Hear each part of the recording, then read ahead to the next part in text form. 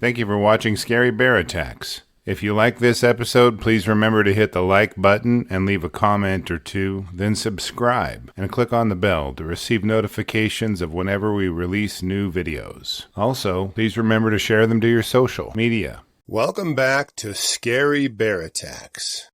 Today's episode takes us to Granite Lake in the Absaroka Beartooth Wilderness in the Shoshone National Forest in northwest Wyoming. Granite Lake is a subalpine lake that sits at about 8,200 feet in elevation and can be accessed on the Muddy Creek Trail.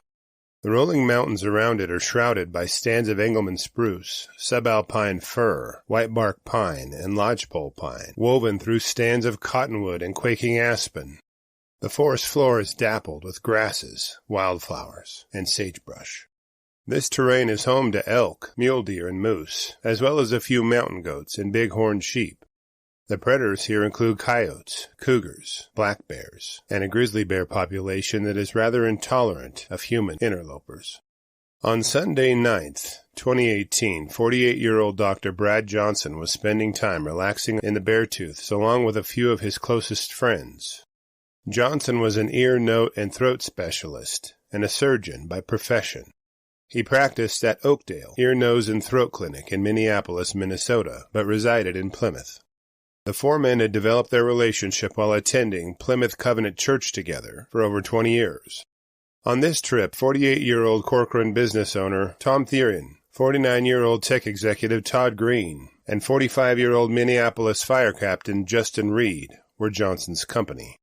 This was their third trip to the Beartooths, which was one of their favorite hiking destinations to visit. They rarely saw another person on their previous trips, and that was part of their enjoyment. They seemed to have the Beartooths all to themselves, apart from the grizzlies that lived there, of course. The men had driven nonstop from the Twin Cities to their departure destination, the Clay Butte Lookout Trail, arriving at around 9 a.m. on Sunday, September 9th. The doctor couldn't have picked better company on this trip, given Reid was a trained EMT as part of his firefighter training. Now, before they had left Minnesota, the men had assigned certain tasks to each other, and Green's was to bring a tarp. He was the newbie of the group, and this was his first trip to the Beartooths, so he was automatically the butt of their jokes. That's just how guys work. The rest of the group mocked him a bit when he pulled out his assigned gear. It was a giant tarp, a giant white tarp. Green's ribbing didn't end when he pulled out his large camera case and dangled it from around his neck. They chided him, but he insisted they were going to get some amazing photos to remember this trip. As soon as the men parked their vehicles, they pulled their packs onto their shoulders and hit the trail, like giddy children. At any promising point on the lake, they would take a rest and drown a few flies while pulling rainbow, cutthroat, and brown trout out of the cool, clear waters. Their goal was to hike 8 miles to the far side of Granite Lake and pitch camp. The hike would only take them a few hours, so they were in no hurry, allowing them extra time to fish along the way. The men were prepared for the rigors of the hike and even packed a canister of bear spray apiece. They knew the grizzlies were around and took every precaution necessary to keep themselves as safe as possible. After a few miles, the 65-pound backpacks the men were carrying were taking their toll, especially on Green. Being the helpful friend he was, Johnson carefully pulled the heavy camera and case from around Green's neck and continued up the trail as it swung from its tethers just beneath his chest around his neck. Dr. Johnson was a very fit man, so he had a slightly faster hiking pace than the rest of the men. By about 1 p.m., he had slipped about 400 yards ahead of the group, with only 1 mile left to reach the campground at Granite Lake. As he walked, Johnson held his bear spray in his hand. It was a burden to carry it that way, but he wanted it to be ready, just in case. Rounding a short rise in the trail, Johnson looked up to see not one, but 2 grizzly bears, already at full speed, charging toward him. When he first saw them, the bears were only 15 feet away, and in strides that can cover 10 feet, would be on him before he could do anything, including discharge his bear spray. He fiddled with the safety cap, but couldn't get it off. Out of frustration, Johnson threw the bear spray canister at the bear nearest to him, but it soared uselessly over its head. In sheer terror and surrender, Johnson turned his back toward the charging grizzlies and flopped onto his stomach. In hopes that playing dead would stop the bear attack, Johnson covered his neck with his wrist and spread his feet out a bit to prevent the bears from flipping him over easily. The grizzlies were on him just as he could protect his vital areas. Johnson's neck and head were covered up pretty well, so the first bear bit into his right shoulder, driving its teeth through his scapula and breaking it in two. The muscle and skin covering it were peeled away from the bones by the irresistible power of the bear's jaws. Next, the doctor felt the crushing pressure of a bite on the tricep muscle on the back of the same arm. The bear tossed its head, pulling away muscle and skin from the bones, and the doctor was convinced, severing his brachial arteries and veins.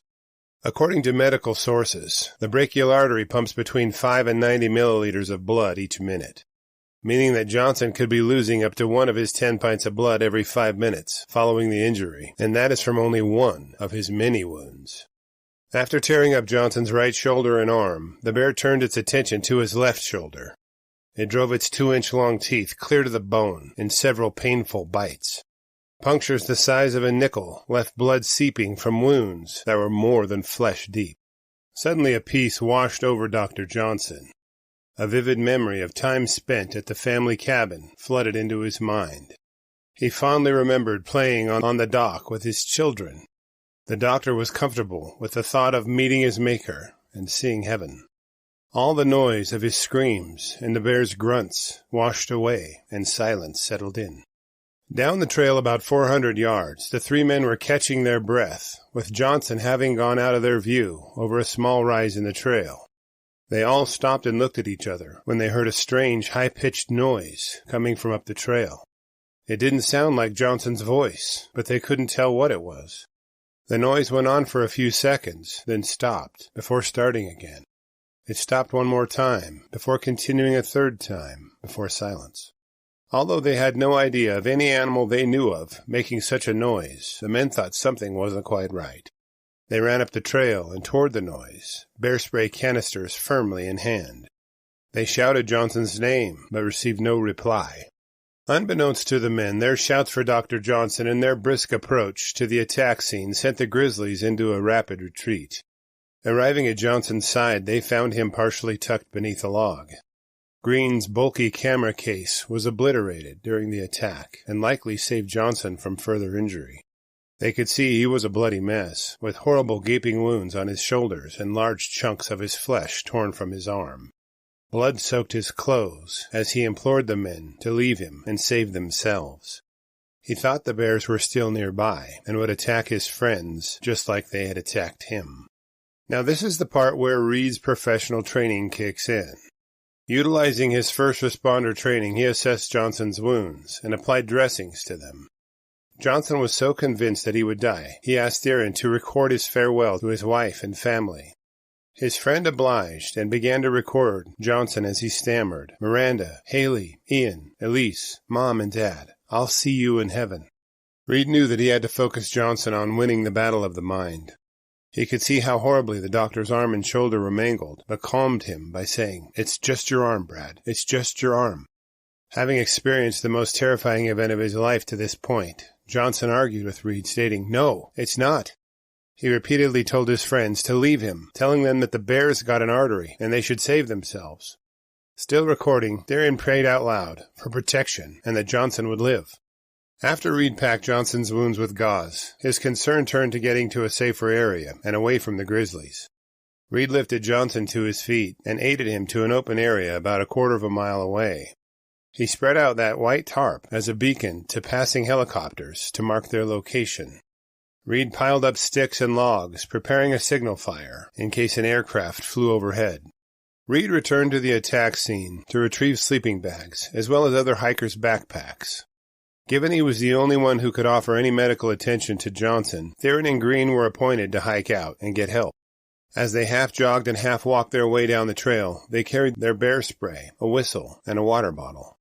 After several miles, the men were exhausted and their muscles began cramping, limiting their progress. At one point, Therrien cried out, "Lord, send us a mountain runner who can get out of here faster than we can." Green later expressed frustration at Therrien's precise request, urging him to broaden his request out a little bit. Suddenly 2 people appeared along the trail near the men. Katie Surovsky was a mountain runner and was exactly who Therrien cried out for. Katie ran as fast as she could until she was able to receive cell service about 3:45 p.m. She contacted 911 and a medical helicopter was dispatched to Granite Lake soon thereafter. Back near the tarp, Reid could see that Johnson was entering a death spiral. Shock was setting in, and Johnson walked the line between maintaining or losing consciousness. Reid spent his professional career trying to save lives and was now trying to keep his friend from dying. He wrapped Johnson in sleeping bags to stave off hypothermia. Reid was providing Johnson a sip of water when he heard the whacking of an approaching helicopter. As the Guardian flight helicopter crested the ridge around Granite Lake, they could see a large white object on the ground. It was the tarp Green had brought, now being used to signal the pilot where Reid and Johnson were located. Park County search and rescue medics landed about a mile away and hiked to the tarp to administer first aid to Johnson. They carried him to a location where the medical helicopter could land. They loaded Johnson on board and immediately headed to St. Vincent's Hospital in Billings, Montana. Dr. Johnson spent 8 days enduring 3 surgeries in the hospital.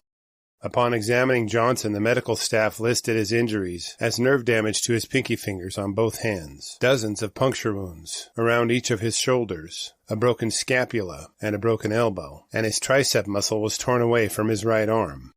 The pictures of Dr. Johnson's attack are gruesome and illustrate the power of a grizzly bear. I've uploaded them to the Patreon account linked below for your review. I do want to warn you, they're graphic and not for the faint of heart. Green and Therrien hiked back to the trailhead by 6 p.m. Reid wasn't allowed in the helicopter due to a lack of room, so he waited at Granite Lake for rangers. They arrived at 10:30 p.m. to lead him back to the trailhead by the early morning hours of Monday. On the same day, Reid returned with Wyoming Fish and Game officers to retrieve their backpacks and gear. As they hiked to the location, they encountered several bears tearing apart the backpacks and sleeping bags. It sunk into Reid and the men what may well have happened to him had they not retrieved him when they did. Johnson maintains that he has no lasting psychological effects or pain from the bear attack, stating he's left with an abiding love for his family and friends, and a perspective that prevents anything from bothering him. The hikers are not allowing the attack on Johnson to keep them away from the mountains either. They immediately planned a return trip to the Beartooths with their families. As for the grizzly bears, the investigation by wildlife officials included returning to the attack site several times. They analyzed the bear tracks and concluded Johnson's attack was defensive after they located evidence the bears had been feeding on pine nut caches nearby. There were tracks from multiple grizzlies in the area, and the bears that attacked Johnson were estimated to weigh around 400 pounds apiece. No action was taken against the bears as a result of Johnson's attack. To hear Dr. Johnson's full recounting of the attack in his own words, you can access it by the link in the video article below. After reviewing the facts surrounding this episode, I have a few questions for you. Why do you think the bears tore up the hikers' backpacks after they left? Would the bears have attacked Reid had he been there much longer? What do you make of the series of events, i.e., the white tarp, the camera case, and finding a mountain runner after the prayer forum that contributed to saving Dr. Johnson's life?